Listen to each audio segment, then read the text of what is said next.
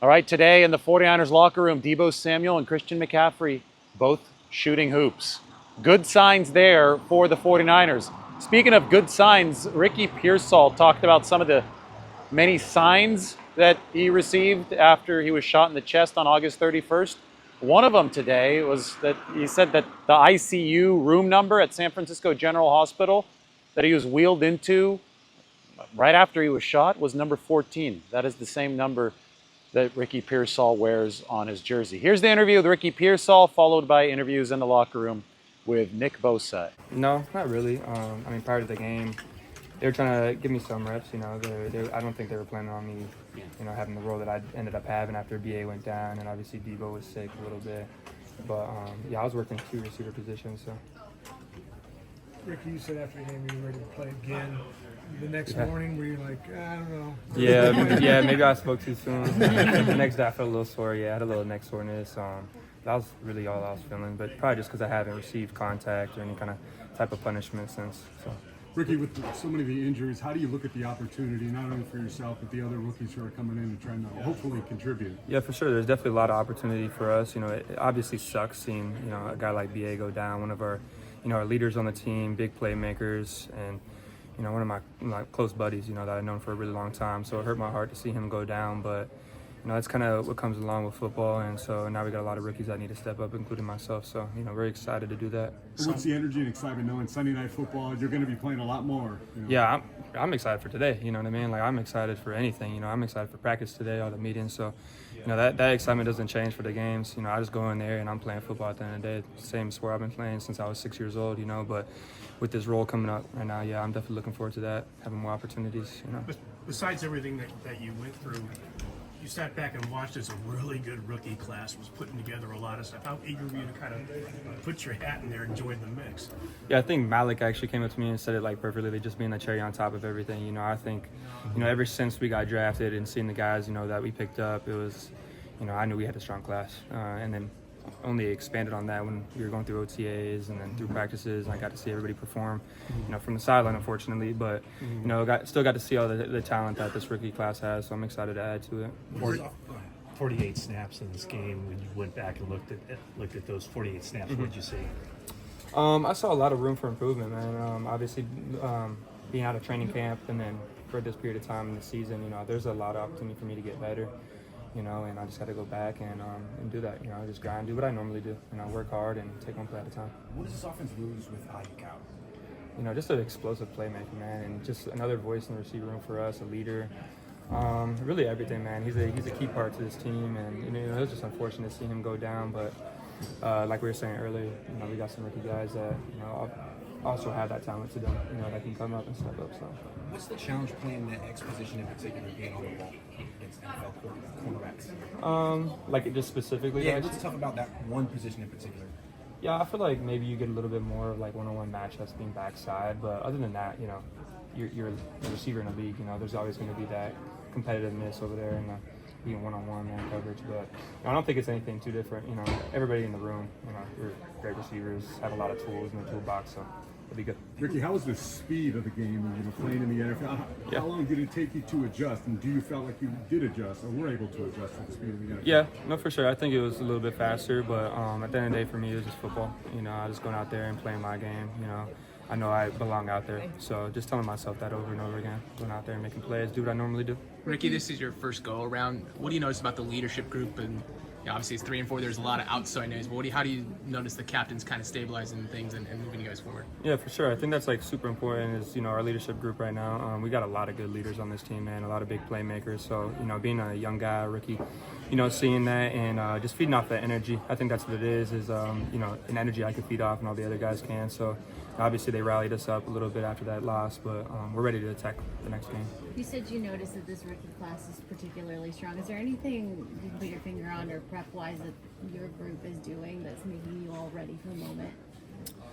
Yeah, I think just expanding on every opportunity that we have been given, every practice rep, every time in the meetings, being a rookie and coming in early, I think that's like the biggest thing is like the mental part of the game. So, I think everybody's done a good job of, being locked in the meetings and taking like the walkthroughs and the practice reps really seriously, and I think that's translated over to the game. Ricky, you're a studier, I believe, of other wide receivers. Any thoughts on C.D. Lamb and anything you've ever taken from his game? No, for sure. I've watched his game, for many years now, being in college, and just seeing the ways that he's gotten open and being able to add that to my game. I think he's a tremendous receiver. His ability to get out the line of scrimmage and on top of the routes, pretty incredible. So it'll be fun watching. Ricky, on the ball that Brock threw behind you, when you guys watched the film again, was it as simple as I just got to get my head turned faster, or what was the coaching for him? Yeah, just communication error. Obviously we haven't had many reps at that together, being out, but yeah, that's what it was. I was just a few yards too deep, so I needed to cut a little bit shorter, and the ball would have been right on my chest. Is timing a little bit different in a game than practice, just with adrenaline and game speed? For me personally, I don't think so. I think I'm a true believer in everything's in your preparation. So, however hard you're going in practice, I think that's going to translate to the game. So I don't think it's too different. Ricky, can I? Huge, yeah. We have a lot of leadership in this locker room and from coaches and players, and we've shown that throughout the years and been able to bounce back after tough starts. So I don't see why that won't happen this year. You excited for Evan Anderson and his opportunity now in the 53? Yeah, he got bumped up. Yeah, he got bumped up. Nice. He's played really well with his opportunities. He hasn't had many, but he's looked really good, and I think he's improving every week, so I'm happy for him. What play did you build on? It was Vikings. Yeah, so it's been a little sore, but I bumped it a couple times last game, but I'm fine. Nick, what do you? He looked great last game. I didn't notice as much during the game, but talked to my dad after, and he was like, Mustafa was flying around. and then I watched the tape, and I saw that. Nick, what do you make of the Cowboys? They still have, a lot of talented players, but they've had some pretty bad losses, Lions being among them. I guess what's your perspective on them as they come in here? I think we're in similar spots.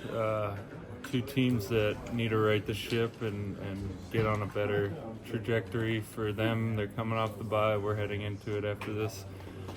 So they want to get going and start the second half of their season the right way, and we want to go into the bye feeling good about where we're at. So it's going to be a tough one, I'm sure. They're going to throw everything they can at us. I think they're going to try and run the ball more than they have. Because, when you've had the losses they've had, they're obviously going to try and do something a little different. But yeah, it's going to be a big game. What are your thoughts about playing teams that are coming off their bye?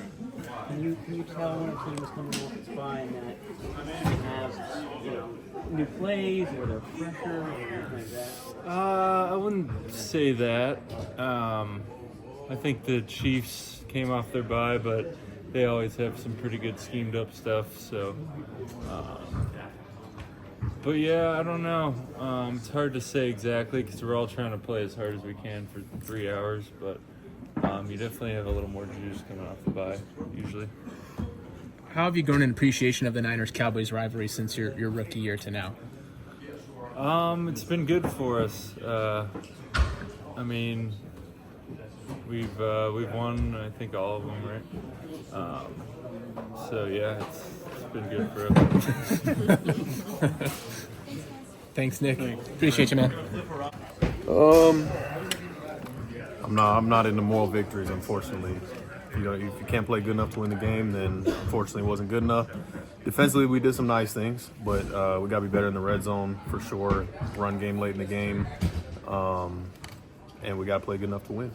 You've been around for the turnarounds here in the past, and in 2021 and 2022 was games against the Rams that happened to be what sparked them. Do you remember anything in particular from those weeks as far as the process in the locker room went that you can maybe apply now?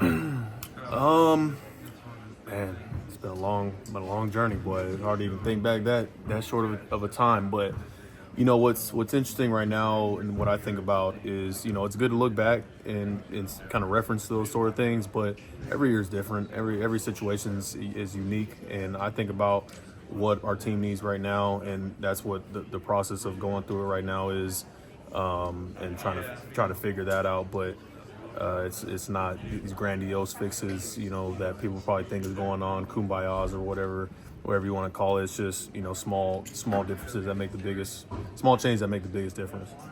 Fred, what do you make of the Cowboys? And your boyhood team, right? But they've got a lot of talented players, but they've had some really pretty embarrassing losses. What do you make of them?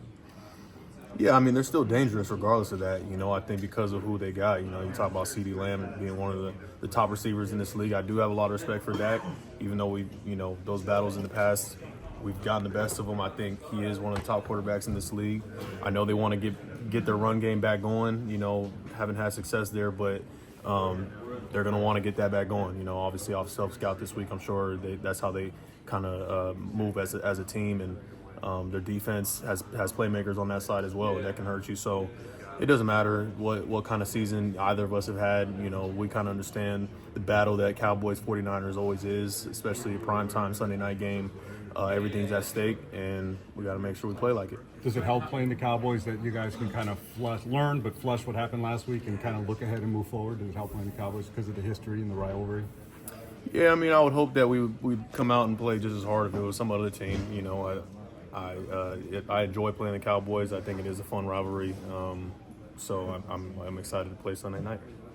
Fred, you look at the record on paper and then the growing list of injuries. How do you, as a captain, kind of keep, I don't know if you want to call it morale, but how do you kind of keep the energy up? Yeah, I'm as optimistic as they come. It doesn't matter what's going on. The burning was burning down. I would still just be standing tall, trying to keep everything afloat. So we're really not in that type of situation at all. Yeah, the injuries suck, and to key players especially. But you got to move on. That's what this league is. It's violent, and people get hurt, and it's a next man up mentality. So a lot of young guys are getting a lot of reps that they probably wouldn't have, but that's just what it is. And we got to figure out ways to win games.